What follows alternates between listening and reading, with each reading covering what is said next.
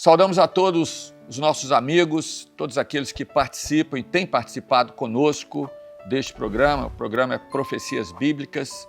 Nós saudamos aqui a todos com a paz do Senhor Jesus. Nós estamos aqui neste episódio gravado também em Brasília. Os irmãos podem observar, é um outro cenário. Estamos aqui gravando diretamente de Brasília, então, com a presença dos pastores, Pastor Isaías Diniz. Paz do Senhor Jesus. Pastor Edilson Rocha. Cumprimento a todos com a paz do Senhor. E o nosso assunto neste episódio é: para quem iremos nós? Nós vamos nos referir aqui à palavra que está em João, Evangelho de João, capítulo 6, versos 68 e 69. Foi a pergunta, que o Senhor Jesus fez a Pedro. E o texto diz assim: respondeu-lhes, pois, Simão Pedro: Senhor, para quem iremos nós? Tu tens as palavras da vida eterna. E nós temos crido e conhecido que tu és o Cristo, o Filho de Deus. Bom, o texto que nós lemos fala de uma pergunta do Senhor Jesus, Quereis vós também retirar, dentro do contexto daquilo que estava sendo perguntado a Pedro, Pedro então deixa essa resposta que é uma pergunta, mas é uma pergunta profética. Ele diz assim: Senhor, para quem iremos nós? Por que a pergunta é profética? Porque, na verdade, ela avança em todo esse tempo. São 2000 anos daquele tempo em que Pedro responde ao Senhor Jesus e os dias de hoje.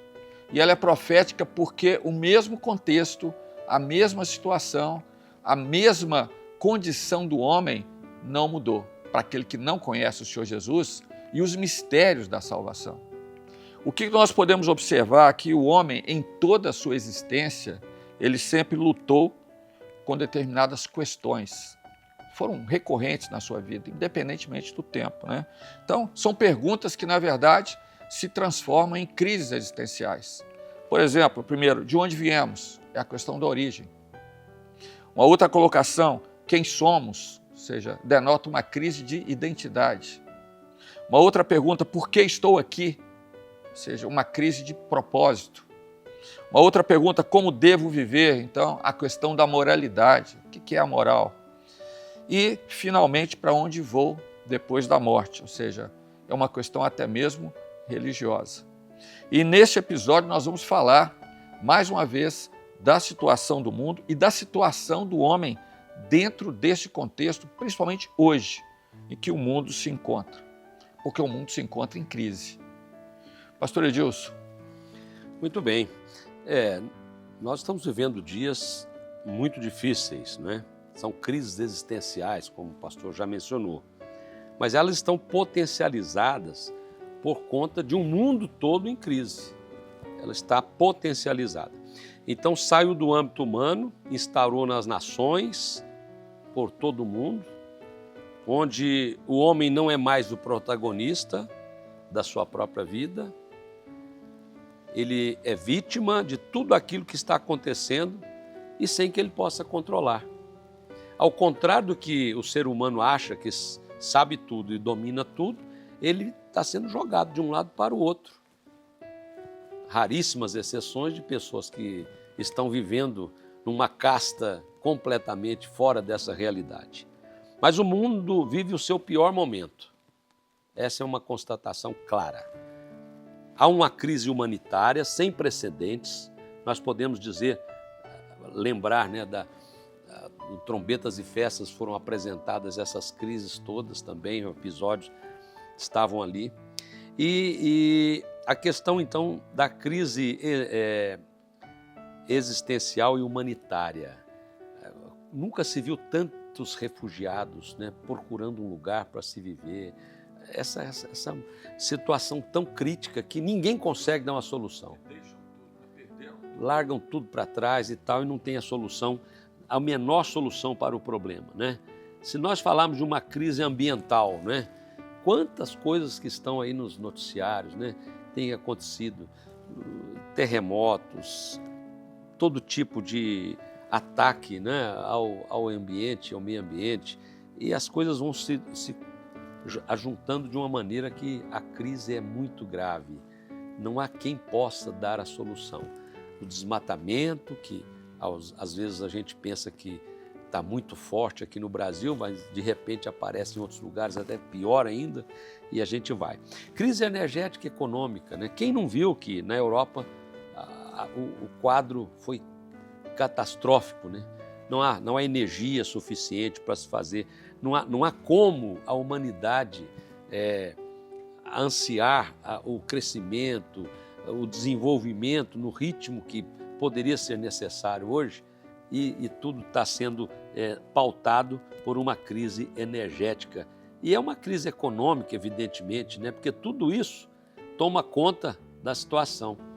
Uma crise de lideranças. Quem é que governa, né? A palavra, ela traz para nós lá em Abacuque, né? Dizendo que os homens são como peixes do mar, como os répteis, que não tem quem os governe. Essa é a realidade. Você vai para um lado, não há líderes que tenham essa postura, esse posicionamento, e já houve períodos em que nós tivemos grandes líderes, né? Homens que foram estadistas, que tomaram conta de países e traçaram, né, o futuro de países de maneira tão clara. Há uma crise moral também, né? O caráter do homem dos últimos dias. O texto lá em 2 Timóteo fala claro, né? O que é o homem dessa última hora? Né? É uma coisa terrível. Tudo está declarado na palavra. É profético, tudo que nós estamos vendo. Uma crise de ética. A Bíblia é um livro que traz a ética. E ela descreve um homem, um ser humano sem ética, sem a menor possibilidade de se sobreviver nessa situação toda. Há uma crise na justiça, né? Há uma justiça que não resolve o problema das pessoas, né? Por esta causa, a lei se afrouxa. Então, estou do lado do pastor Isaías, que é um advogado, ele deve lidar com isso todo dia, né? Não é possível conviver do jeito que nós estamos vivendo. Cada dia mais a lei se afrouxa, cada dia mais o errado supera o que está certo, né? O que está sendo correto. A verdade anda tropeçando, né? Exatamente, né? E, por fim, a pior crise de todas, que nós temos que fazer aqui, né, uma constatação dura e triste, que é a crise religiosa. Essa é a pior de todas. Há um declínio da igreja na Europa e nos Estados Unidos, por exemplo. Começa tudo onde foi berço, né, da evangelização para o mundo, o berço da reforma protestante. Então, tudo isso está em decadência. Lugares onde as igrejas estão vazias. Em apostasia histórica, mais de 50% dos alemães deixam de ir à igreja, deixam de frequentar as igrejas. Há igrejas nos Estados Unidos que já não têm mais membros para poder reunir. Houve um caso da Flórida que foi feito um último culto, porque a partir dali a igreja ia ser fechada. Então, nós estamos vivendo isso. Essa é uma situação irreversível. Ela só tende a piorar. É o reflexo disso, tudo cai no homem, né? No Trombeta se Festa é interessante, né? A menção que Edilson fez, porque o homem, apesar de ser vítima, né? Nós somos vítimas de tudo isso, tudo está acontecendo, mas também o homem é responsável, né? Desmatamento, tudo que está acontecendo, né? O fato é que o homem está sem uma direção. Aquelas perguntas, né? De onde eu vim, para onde eu vou, como devo me comportar, que são aquelas perguntas de existência, né? Da existência do homem. Quem deveria responder não tem mais condição de responder. E a constatação é exatamente essa. Um homem sem direção. Interessante quando podemos observar tantos aspectos deste homem sem direção. E o salmista, ele faz uma pergunta e ele também responde essa pergunta no Salmo 121. Assim, leva os meus olhos para os montes. De onde me virá o socorro? Será que o nosso socorro está nos montes? Está nos governantes? Está na política? Ou está na economia? Mas ele responde que o meu socorro, o socorro do homem, o socorro do servo, ele vem do Senhor que fez o céu e a terra. O Deus que criou o homem é quem envia o socorro também para a vida do homem. Estamos vivendo os últimos dias antes do arrebatamento da igreja fiel. Somos a última igreja, temos a última mensagem e a situação do mundo ela pode ser compreendida com sinais e avisos que estão sendo declarados para o mundo e para a igreja fiel. Temos aprendido, inclusive, nos seminários, que a igreja ela é mestra quando discerne pela palavra o momento profético que ela está inserida. Então, quando nós olhamos para os sinais, para os avisos, foi muito falado em trombetas e festas, não só nessa edição, mas nas últimas, nós entendemos que a volta do Senhor Jesus se aproxima. E a pergunta, agora voltando ao texto, base do nosso momento de hoje, Jesus ele fala algo num contexto profético. Logo após a multiplicação dos pães e dos peixes, ele fala sobre o Pai que o enviou. E também ele fala que ele é o pão da vida. Mas os judeus não entenderam como o pão da vida. Como ele pode dar a sua carne para alguém comer? E Jesus ele fala em João capítulo 6, no versículo 54, que quem come a minha carne e bebe do meu sangue tem a vida eterna, e eu o ressuscitarei no último dia, porque a minha carne verdadeiramente é comida e meu sangue verdadeiramente é bebida. Nesse momento, muitos se retiraram. Era profético a frase do Senhor. Foi quando ele perguntou aos discípulos, querei também vós retirar-vos? E Pedro diz aquilo que é o tema de hoje, para quem iremos nós? Só tu tens palavras de vida eterna.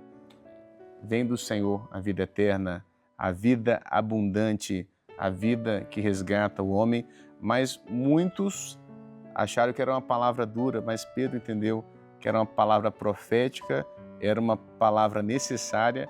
Enquanto muitos estão se afastando, o servo está se aproximando cada vez mais da volta do Senhor Jesus.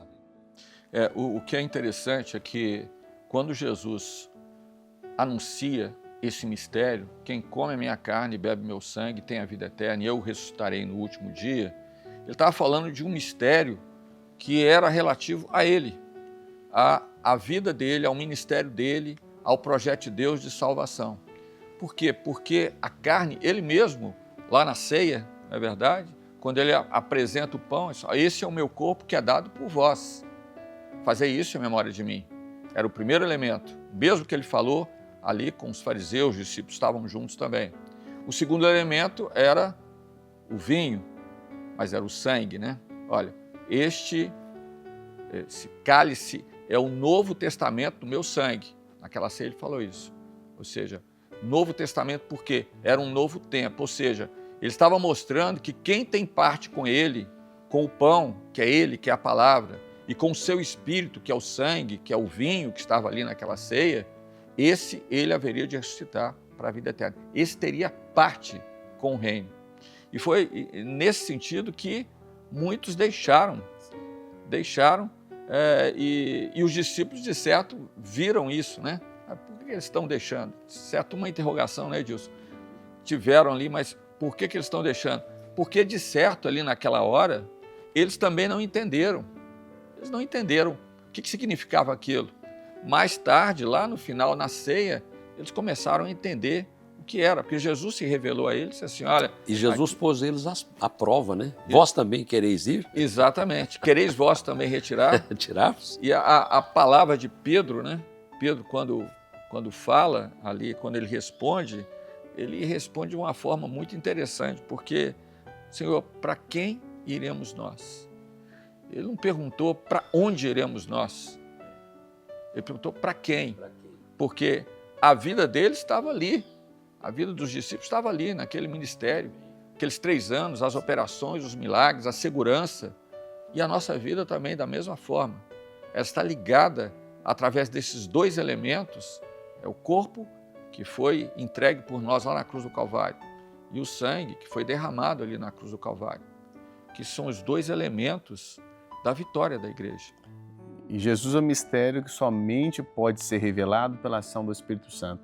E esses 2 importantes elementos, a palavra nos fala que em Apocalipse, que eles venceram pelo sangue do Cordeiro e pela palavra do seu testemunho. São 2 importantes elementos que estão relacionados à vitória da igreja. E Pedro, quando ele responde isso, em outra ocasião, quando Pedro pergunta, o Senhor pergunta, quem dizem os homens que eu sou? E quando ele alcança quem era Jesus, você fala, não foi carne nem sangue que te revelou. Então, Jesus, ele precisa ser revelado pela ação do Espírito Santo, e por isso que quem descobre este mistério também vive, não mais vivo eu, mas Cristo vive em mim. É a bênção deste mistério que os discípulos, inclusive no caminho de Emaús, reconheceram o Senhor Jesus no partir do pão. Né? O corpo que Jesus partiu o seu corpo por nós, derramou o seu sangue, que é a ação do Espírito Santo contínua na vida da igreja ao longo dos séculos, e essa ação continuará até a volta do Senhor Jesus. Amém. A verdade, aquilo que nós queremos deixar aqui para cada um de nós, para você que participa conosco, é que nós não temos nenhum lugar para ir. Para onde nós vamos? O Senhor separou um lugar para nós. Esse lugar não é Jerusalém, não é ali Samaria, como Jesus disse à mulher samaritana. Mas o que o Senhor procura é aqueles que o adorem em espírito e em verdade. E esse lugar está ligado a uma ação do Espírito Santo na nossa vida, que se converge na vida de uma igreja que é corpo de Cristo. E que o sangue, ou seja, a ação do Espírito Santo, dá vida a essa igreja. Nós somos corpo por conta daquilo que o Senhor Jesus fez por nós. E o Espírito Santo, ele foi derramado sobre esse corpo, que ele ajuntou, que ele preparou para dar vida a esse corpo. Então nós não temos para onde ir.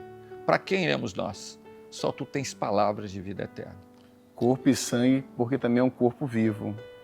É um corpo vivo. Não é um corpo que está morto, não é uma igreja que envelheceu, mas é uma igreja que todos os dias vivemos em corpo e com a ação do Espírito Santo. O sangue está circulando, o sangue é dinâmico, ou seja, a operação do Espírito Santo é diária e contínua. Imagina qualquer membro do corpo que não recebe o sangue, não tem vida. E o sangue fora do corpo também não é vida.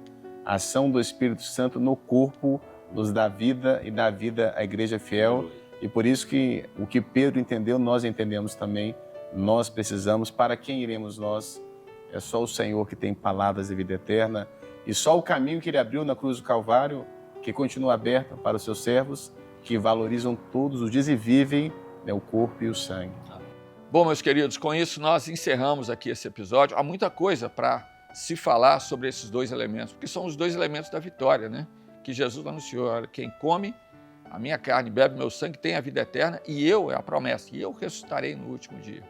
Despedimos aqui do pastor Edilson Rocha. Prazer grande estar com os irmãos mais uma vez.